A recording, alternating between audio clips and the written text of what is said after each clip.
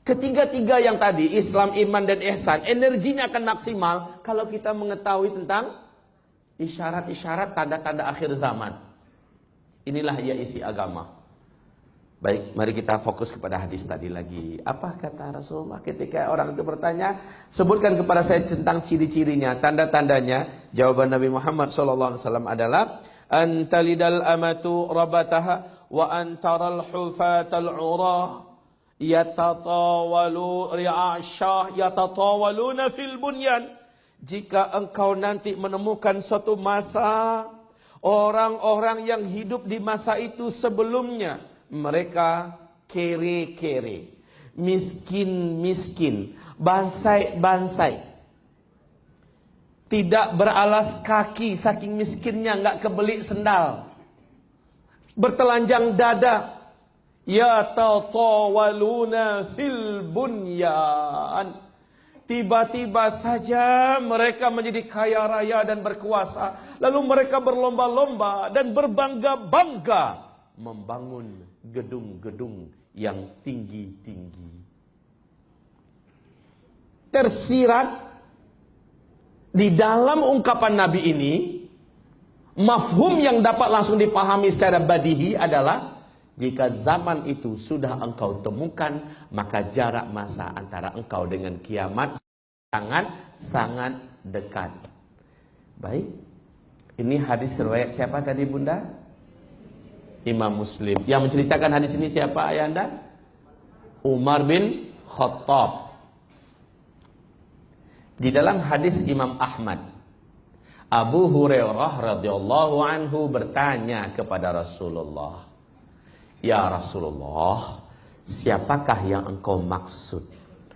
Kere, miskin, penggembala ternak, tidak beralas kaki, bertelanjang dada, tiba-tiba mereka menjadi kaya raya dan mereka berkuasa, lalu mereka berlomba-lomba serta berbangga-bangga membangun gedung-gedung yang tinggi-tinggi.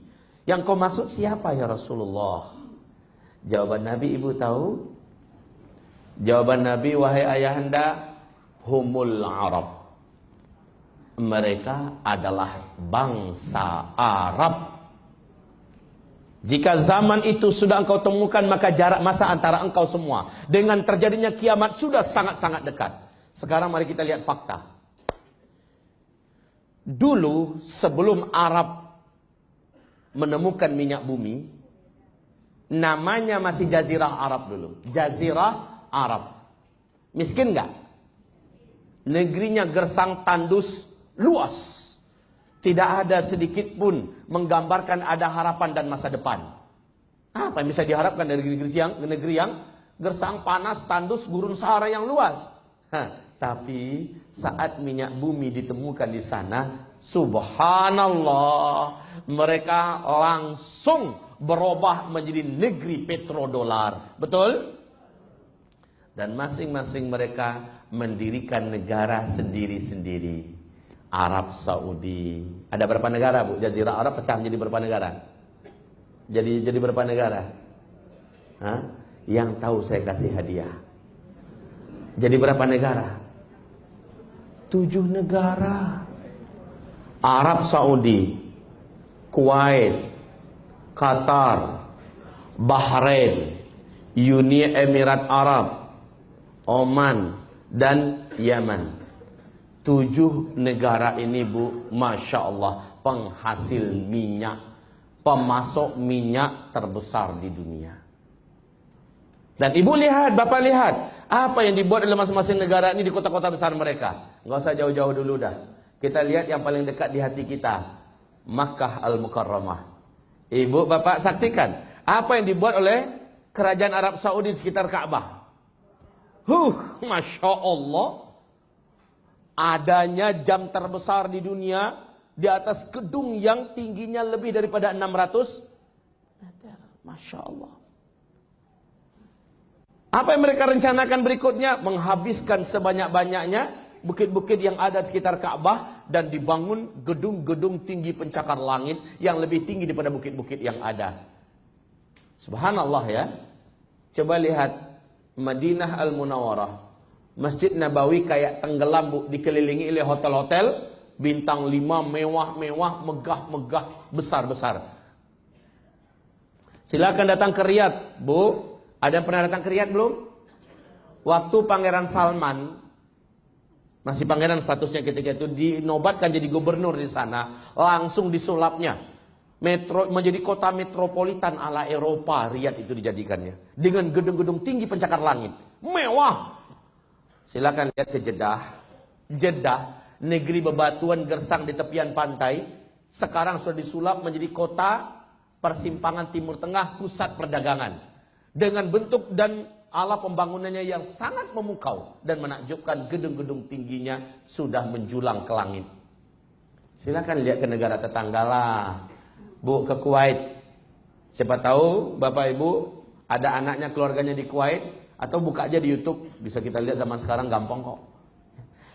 Kuwait sekarang ini, jangan Ibu tanya. Bapak Ibu akan lupa kalau sedang ada di Arab. Pembangunan gedung-gedungnya Masya Allah. Ya, yuk lihat melirik ke sebelahnya Bu. Abu Dhabi. Abu Dhabi, kalau bisa mau pergi umroh, sengajakan ambil pesawat Emirat. Nanti dia akan ajak transit di Dubai, di Qatar Airways. Coba nanti di Abu Dhabi, dia akan turun di Abu Dhabi. Kalau bisa, biar nginep sehari semalam. Ibu keliling dulu dah di sana. Sekali lagi saya katakan, tidak percaya kita kalau kita sedang ada di negeri Arab. Lihat kota sebelahnya, Dubai. Dubai. Hari ini belum ada yang mampu mengalahkan rekor gedung tertinggi nomor 1 dunia yang ada di Dubai. Namanya Burj Khalifah. Tingginya 828 meter. Tinggi gedungnya. Ini gedung pertama tertinggi di dunia. Bapak Ibu, sudah selesaikah perlombaan membangun gedung-gedung yang tinggi-tinggi ini? Sudah selesaikan perlombaan untuk memperbanyak gedung-gedung tinggi yang mewah ini? Belum. Ya, sekarang di tepi Laut Merah sedang berlangsung pembangunan gedung nomor 1 dunia yang akan mengalahkan gedung yang ada di Dubai, di Jeddah. Kalau Bapak Ibu mau ngelihatnya, pergi umroh besok, pastikan pada pihak travel yang membawa kita, bawa kami ke lokasi di mana gedung itu sedang dibangun. Sekarang masuk tahun ke-7 ya. Gedung ini dibangun, didanai sepenuhnya oleh orang terkaya nomor 5 dunia, Pangeran Al-Walid bin Talal, salah seorang pangeran Arab Saudi. Biaya pembangunannya menghabiskan ratusan triliun rupiah. Ini tahun ke-7. Diperkirakan 2018 selesai. Ketinggian gedung ini menembus awan. Direncanakan tingginya 1,2 kilometer. 1,2 kilometer. Subhanallah. Dulunya mereka kere, miskin, penggembala ternak. Tiba-tiba mereka menjadi kaya raya dan berkuasa. Lalu mereka berlomba-lomba membangun gedung-gedung yang tinggi-tinggi pencakar langit. Siapakah mereka ya Rasulullah? Mereka adalah bangsa Arab. Khalas. Sudah jadi kenyataan sekarang. Ada yang mencoba membantah, tidak akan mampu membantah. Ini fakta. Ya. Jika zaman itu sudah engkau temukan, dan ternyata kita yang menemukan zaman ini, maka jarak masa antara engkau dengan kiamat sudah sangat-sangat dekat. Nah, masalahnya sangat dekat itu bila, Ustaz? Kita lanjutkan. Ini kan baru mukadimah. Sampai jam 10 nanti mukadimah. Hamba-hamba Allah yang kami muliakan, kalau Bapak Ibu mau membaca 400 hadis tentang akhir zaman, judulnya 400 hadis tentang akhir zaman, Bapak akan temukan hadis-hadis pendamping lainnya. Kata Rasulullah, tidak akan terjadi kiamat sampai engkau menyaksikan bukit-bukit sekitar Masjidil Haram sudah berlobang-lobang. Sudah terjadi banyaknya terowongan-terowongan, ya kan? Tidak akan terjadi kiamat sampai bangunan-bangunan gedung di tanah Makkah sudah mengalahkan bukit-bukit yang ada. Di hadis yang lain Bapak Ibu akan dapatkan tidak akan terjadi kiamat sampai kalian melihat bukit-bukit hilang dari tempatnya. Itu sudah terjadi hari ini, khususnya di Makkah. Ustaz, tanda-tanda kiamat itu apakah di Makkah semua? Apakah di Madinah semua? Ataukah di tanah Timur Tengah saja? Jawabannya, untuk tanda-tanda kecil kiamat berbagi di berbagai tempat. Tapi tanda-tanda besar kiamat 100% seluruh dunia akan mengalaminya. 10 tanda besar kiamat seluruh dunia nanti akan menyaksikannya. Insya Allah pembahasan hari ini saya akan coba fokuskan 10 tanda besar hari kiamat ini sampai jam 3 nanti. 10 tanda besar hari kiamat. Nah, sampai sesi zuhur saya akan fokus tentang batasan keberadaan umat Islam di muka bumi. Ada kabar baik dari Rasulullah, umat Islam, umat beliau tidak akan pernah menyaksikan kiamat. Alhamdulillah. Senang gak? Bahagia? Seburuk-buruk, sejelek-jelek manusia dari umat ini, kata Rasulullah, adalah yang nanti mereka menyaksikan terjadinya kiamat besar, kehancuran alam semesta. Tetapi subhanallah, ternyata di hadis yang lain Nabi mengatakan umatnya telah terlebih dahulu Allah wafatkan di muka bumi ini, tidak tersisa satu pun dari orang yang masih kenal dengan Allah. Tidak tersisa satu pun yang masih beriman dengan Allah. Walaupun gak pernah sholat, gak pernah puasa, tapi dia masih punya iman. Masih bisa melafazkan kalimat Allah. Kalau masih ada yang seperti itu, Allah masih tunda lagi kiamat 40 tahun lagi. Walaupun cuma satu orang sisa. Tapi subhanallah, Allah habiskan dulu. Maknanya ini kabar gembira buat semua. Alhamdulillah, kalau begitu kita semua tidak akan menyaksikan kiamat. Yes. Naam. Aywa, kita semua tidak akan menyaksikan. Illa Allahumma, kecuali orang yang gagal mempertahankan imannya ketika Dajjal lepas. Saat Dajjal lepas, sepertiga total dari umat Nabi yang hidup di muka bumi akan sujud menuhankan Dajjal. Sepertiga total dari umat Nabi di muka bumi akan sujud nanti menyembah Dajjal. Dan mayoritas penyembah Dajjal dari umat Nabi adalah kaum wanita. Tapi kaum wanita yang nggak ngaji, insya Allah. Kaum wanita yang rajin ngaji, memburu ilmu, rapat dengan Allah, benci dengan maksiat, mudah-mudahan Allah jaga. Amin. Wanita-wanita yang sami'na wa ata'na pada suaminya, wanita-wanita yang kuat infak sedekahnya, insya Allah semoga Allah jaga, Allah lindungi dari Dajjal. Bapak Ibu,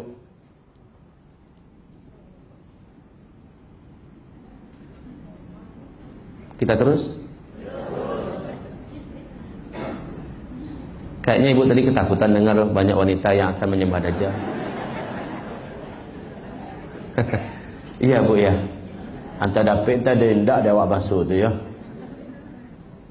Tapi bismillah, saat ibu mendengarkan uraian saya nanti, saya yakin ibu-ibu akan sangat percaya bahwa masa kedatangan Dajjal itu mungkin di masa kita hidup. Di masa saya, bapak dan ibu masih hidup, Dajjal itu sudah kelayapan di muka bumi. Siapa Dajjal? Nanti pembahasannya. Nabi kita sallallahu alaihi wasallam mengatakan, sejak beliau diutus sampai kepada umatnya Allah wafatkan serentak di muka bumi, ini finish, akhir daripada umat Nabi Muhammad sallallahu alaihi wasallam. Ini startnya adalah Nabi diutus oleh Allah sebagai Nabi dan Rasul. Startnya sejak Nabi diutus oleh Allah sebagai Nabi dan Rasul. Finishnya adalah umat Nabi Allah habisi serentak di muka bumi. Kan tadi hadisnya, selama masih ada satu orang saja yang beriman, yang kenal dengan Allah, selama itu Allah akan tunda kiamat. Walaupun orang itu cuma satu orang adanya. Tapi subhanallah, Allah punya cara sendiri. Allah tidak akan biarkan ada satu orang yang tersisa hidup. Melainkan seluruhnya mati serentak. Dan ini adalah peristiwa tanda besar kiamat yang ketujuh. Tadi kita sebutkan tanda besar kiamat ada berapa Bapak Ibu? Ada 10. Di tanda besar kiamat yang ketujuh, kita akan Allah wafatkan serentak di muka bumi. Apa yang terjadi? Rasulullah di dalam hadis-hadis yang sahih menyebutkan bahwa akan bertiup angin lembut. Angin lembut. Akan bertiup angin lembut dari timur, kata Rasul. Dari timur. Ini enggak permanen kan? Ya.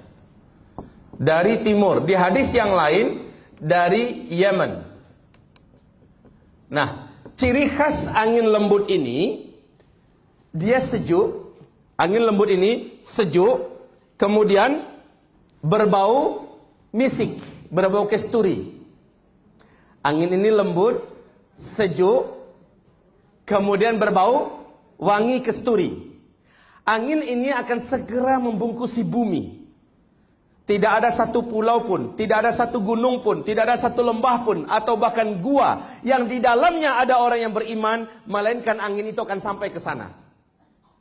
Dan kalau orang beriman itu memang ada di dalam gua, ada di pulau, ada di gunung, angin itu akan sampai kepadanya saat dia disentuh oleh angin tersebut. Saat terhirup olehnya angin tersebut, kata Rasulullah, dia akan meninggal dunia di tempat.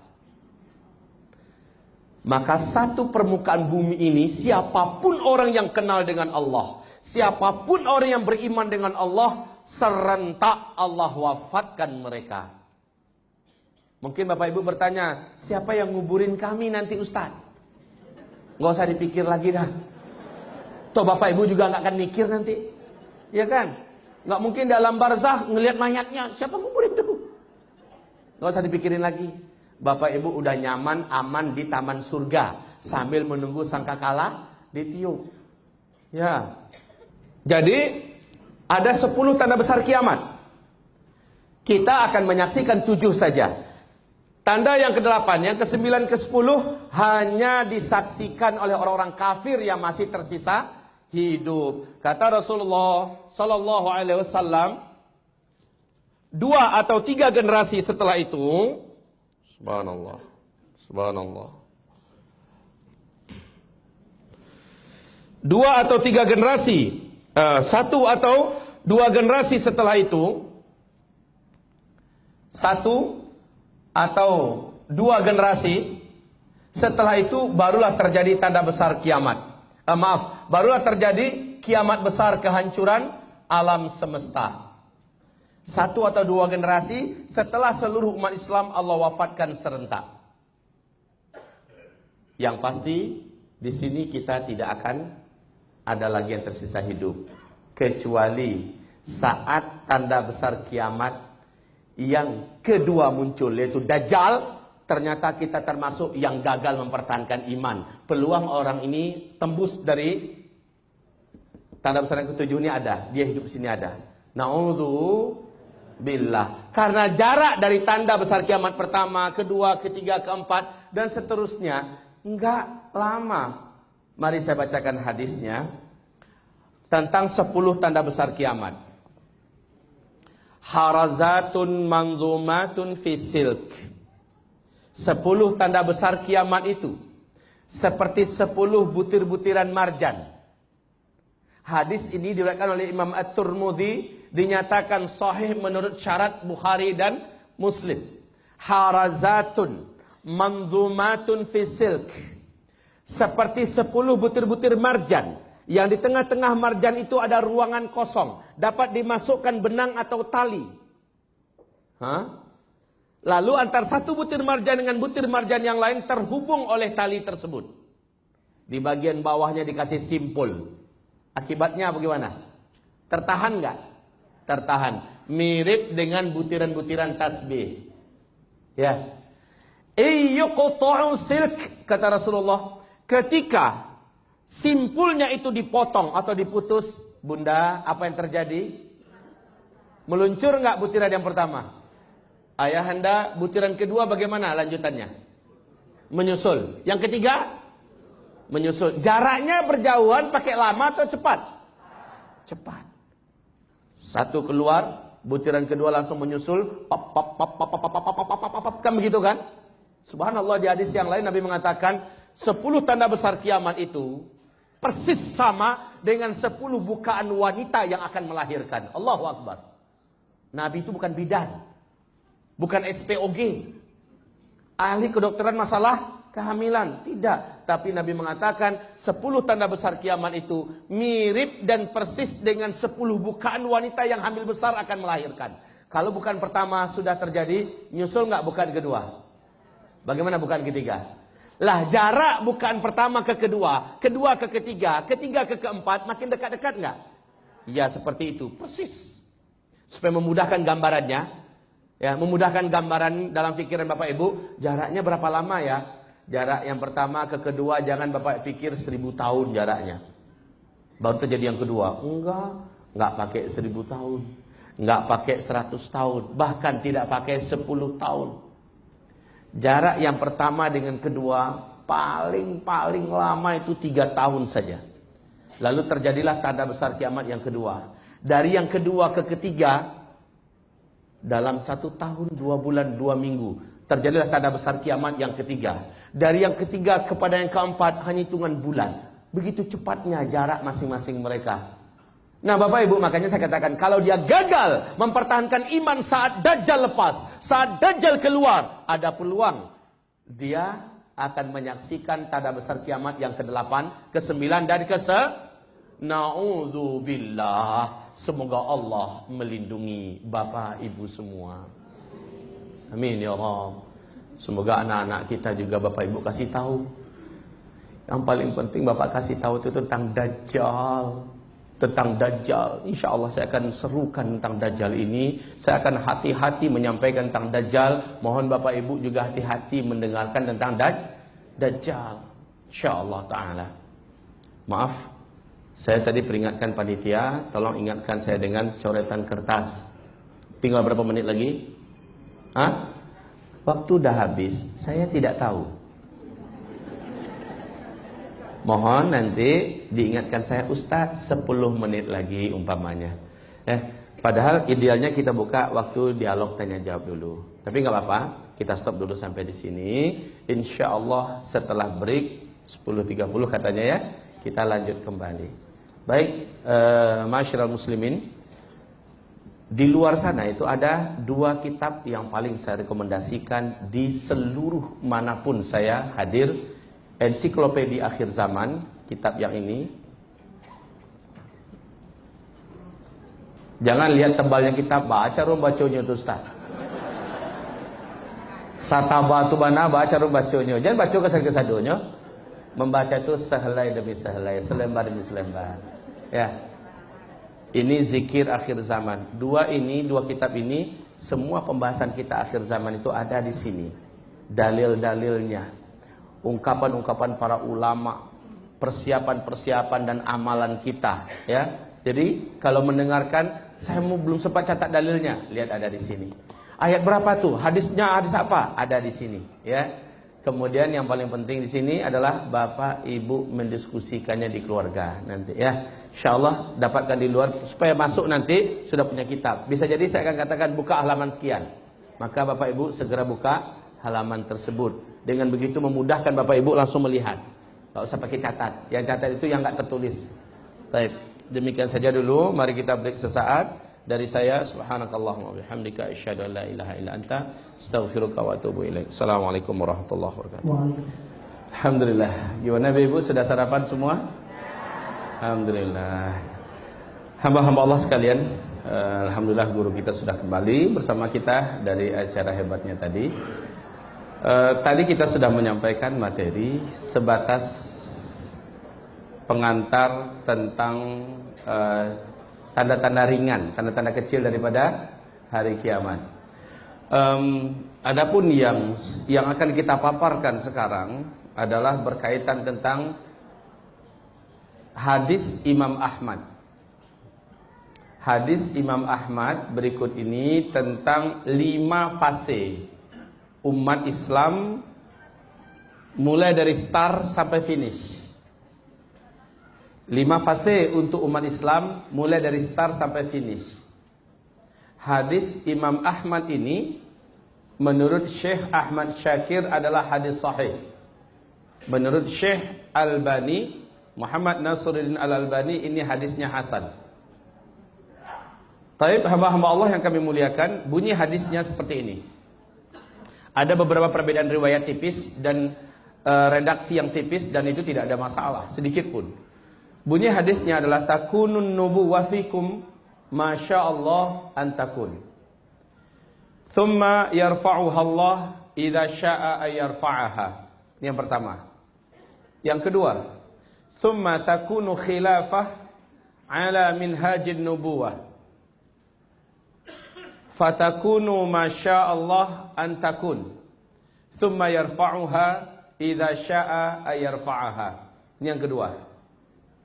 Yang ketiga, thumma yakunu mulkan 'addan. Di riwayat yang lain, thumma takunu mulukan 'adudah.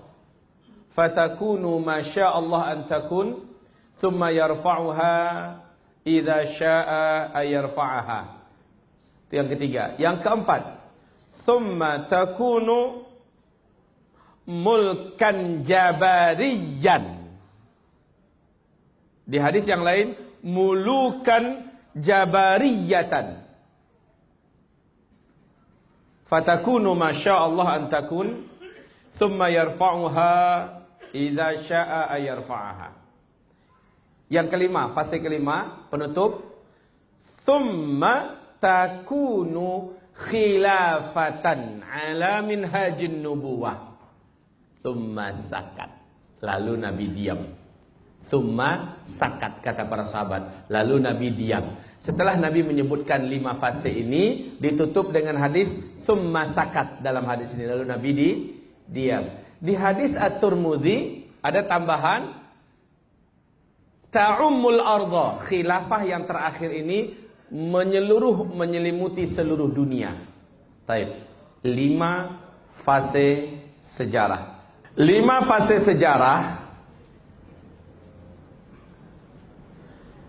Fase sejarah yang pertama disebut dengan takunun nubuwah, fase kenabian. Dan ini berlangsung semasa Nabi menjadi Nabi 23 tahun. Di Mekah 13 tahun, setelah hijrah di Madinah 10 tahun. Fase ini telah berakhir dengan wafatnya Nabi Muhammad sallallahu alaihi wasallam. Setelah itu, umat Islam masuk pada fase yang kedua.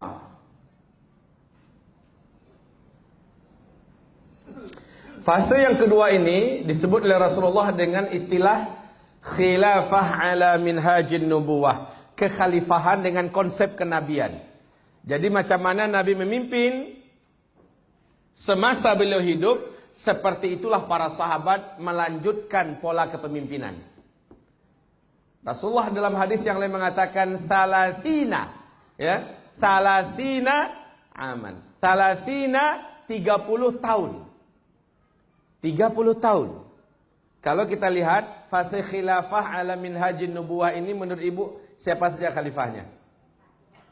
Abu Bakar, Umar, Utsman, Ali. Sudah? Udah. Kalau hanya sampai Ali bin Abi Thalib 29 tahun 6 bulan.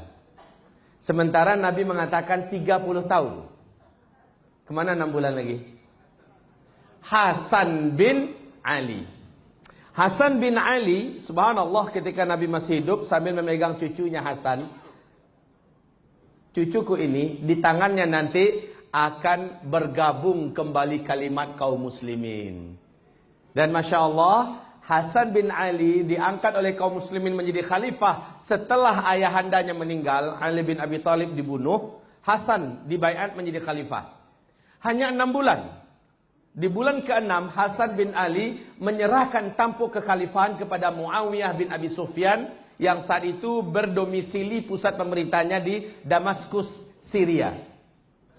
Tepat 30 tahun. Masya Allah. Inilah dia kebenaran hadis Nabi Muhammad SAW. Dan dengan ini terbantahkan fakta sejarah bohongan yang dikarang-karang oleh komunitas Syiah. Ya. Baik, hamba-hamba Allah yang kami muliakan, selesai. Baik, ini kepemimpinan langsung di tangan Nabi, disebut dengan fase kenabian. Kalau ini kepemimpinan khilafah rasyidah. Baik. Yang ketiga, umat Islam dalam hadis ini Rasul mengatakan mulkan 'adhan. Mulkan, istilahnya bukan lagi khilafah, tapi mulkan. Mulkan ini artinya kerajaan. Maksudnya apa sih kerajaan? Begini Bapak Ibu, gelar untuk pemimpin umat Islam tetap khalifah gelarnya, tetapi sistem yang dipakai oleh mereka sudah sistem kerajaan.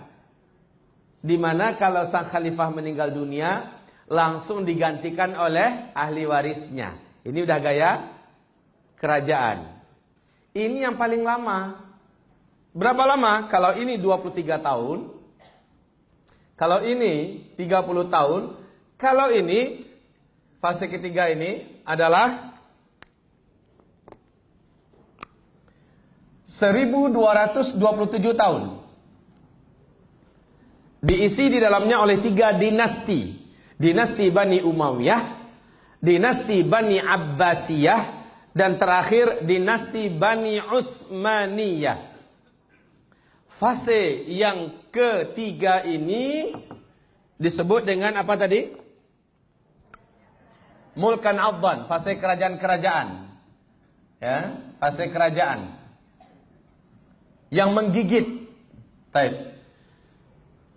Telah berakhir disepakati oleh para ahli sejarah pada tanggal 3 bulan Maret bulan 3 tahun 1924. Fase yang ketiga ini telah selesai. Bagaimana cerita selesainya? Runtuhnya khilafah Islamiyah Al-Utsmaniyah di Turki. Akhir daripada fase yang ketiga. Ini yang kemarin dinyatakan oleh Recep Tayyip Erdogan. Di mana khilafah Islamiyah runtuh, disitulah kembali khilafah akan tegak. Fase ini telah berakhir yang ketiga. Kita sekarang sedang berada pada fase yang keempat. Pada fase yang keempat. Saya buat besar, bukan berarti waktunya lama. Hanya karena kita sedang hidup di fase ini, akan banyak kejadian dan hal yang dinubuatkan oleh Rasulullah Sallallahu Alaihi Wasallam yang akan kita ceritakan dan udah terjadi sebagian besarnya. Ya, fase keempat ini Rasul menyebutkan mulkan jabariyan, di hadis yang lain mulukan jabariyatan. Ya, fase di mana umat Islam dipimpin oleh masa kediktatoran. Nasib umat Islam pada fase keempat ini jadi pecundang. Nasib umat Islam di fase keempat ini bulan-bulanan. Umat Islam tidak dipimpin oleh seorang khalifah pun. Dan tidak ada khalifah, kekhalifahan pada fase keempat ini. Yang alamin haji nubuah ya, tidak ada.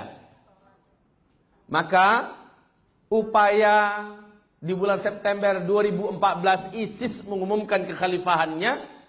Upaya tersebut kalau dalam nubuat hadis ini belum lagi masa kekhalifahan.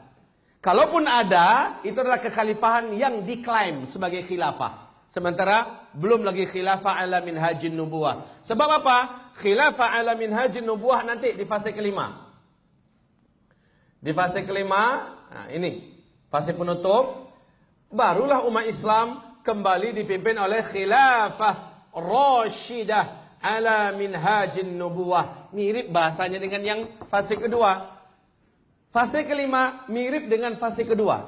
Ini khilafah ala minhajin nubuwah. Ini juga demikian kata Nabi. Khilafah ala minhajin nubuwah. Maka kualitas manusia yang bisa mewujudkan ini hampir saja mendekati kualitas manusia yang ada di fase kedua.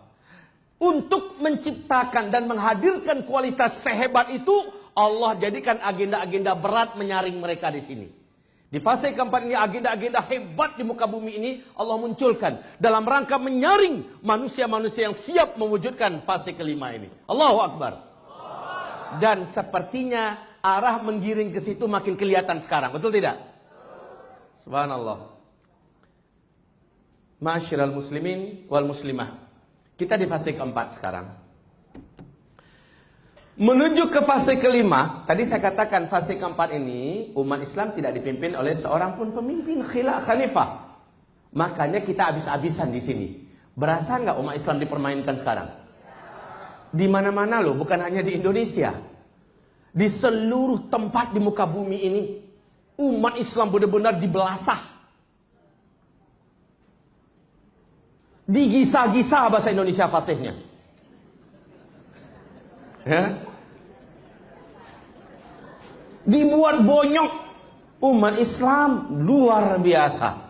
Al-qabid lil Islam yauma idzin kal qabid 'alal jumar. Orang yang menggenggam Islam pada hari itu seperti orang yang menggenggam batu bara yang menyala. Apa yang terasa? Makin dipegang makin terasa hangus, baranya makin nyala. Dilepas, maka dia lepas dari Islamnya.